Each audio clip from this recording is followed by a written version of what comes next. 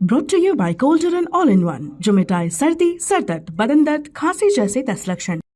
BJP ने उत्तर प्रदेश विधानसभा चुनाव 2022 जीत लिया है। राज्य की कई चर्चित सीटों पर बीजेपी के उम्मीदवारों ने विरोधी प्रत्याशियों को मात दी है। इनमें लखनऊ की सरोजनी नगर सीट भी शामिल है। यहां से बीजेपी के प्रत्याशी राजेश्वर सिंह चुनाव जीत गए हैं। उन्हें 1,06,861 वोट मिले हैं। वहीं समाजवादी पार्टी के प्रत्याशी और पूर्व मंत्री प्रोफेसर अभिषेक मिश्रा के पक्ष में 70,000 वोट पड़े। इस तरह राजेश्वर सिंह ने अभिषेक मिश्रा को करीब 36,000 वोटों से हरा दिया है।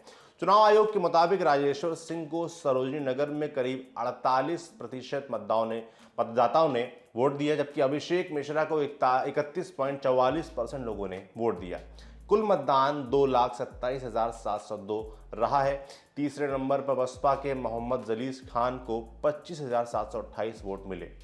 राजेश्वर सिंह ईडी के ज्वाइंट डायरेक्टर रहे हैं, काफी चर्चित उनका बीजेपी में आना रहा। वहीं अभिषेक मिश्रा IIM अहमदाबाद में प्रोफेसर रह चुके हैं, पूर्व मंत्री हैं। दिलचस्प है कि दोनों उम्मीदवारों के पिता भी सिविल सेवा में थे।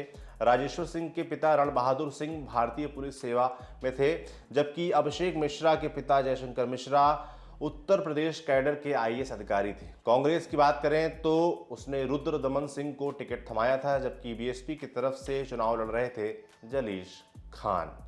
अब क्यों चर्चा में रही है सीट? सरोजनी नगर की सीट योगी सरकार में मौजूदा मंत्री स्वाति सिंह और उनके पति दयाशंकर सिंह की आपसी तकरार की वजह से चर्चा में रही थी। दोनों यहीं से चुनाव लड़ना चाहते थे।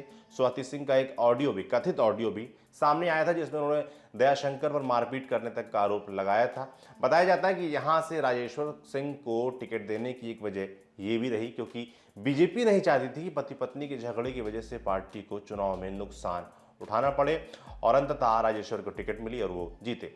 वहीं 2017 के चुनाव की बात करें तो तब बीजेपी ने चुनाव से ठीक पहले स्वाति सिंह को टिकट देकर सबको चौंका दिया था।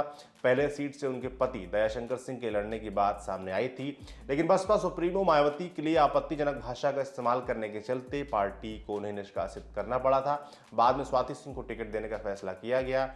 बीजेपी ने उनके महिला प्रत्याशी होने का प्रचार किया, जिसका फायदा भी हुआ। चुनाव में स्वाति सिंह ने समाजवादी पार्टी के अनुराग यादव को लगभग 34,000 वोटों से हरा दिया था।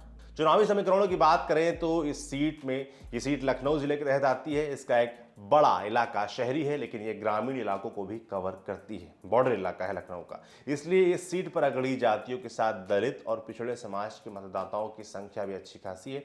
सीट का चुनावी इतिहास बताता है कि यहाँ सवर्ण OBC और सवर्ण दलित फॉर्मूला हिट रहा है।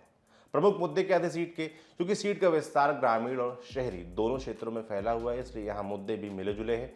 अमौसी एयरपोर्ट से लेकर नादरगंज इंडस्ट्रियल एरिया भी इसी विधानसभा क्षेत्र में आता है। स्थानीय लोगों का मानना है कि आवागमन के लिए अच्छी सड़कों का अभाव एक बड़ा मुद्दा है।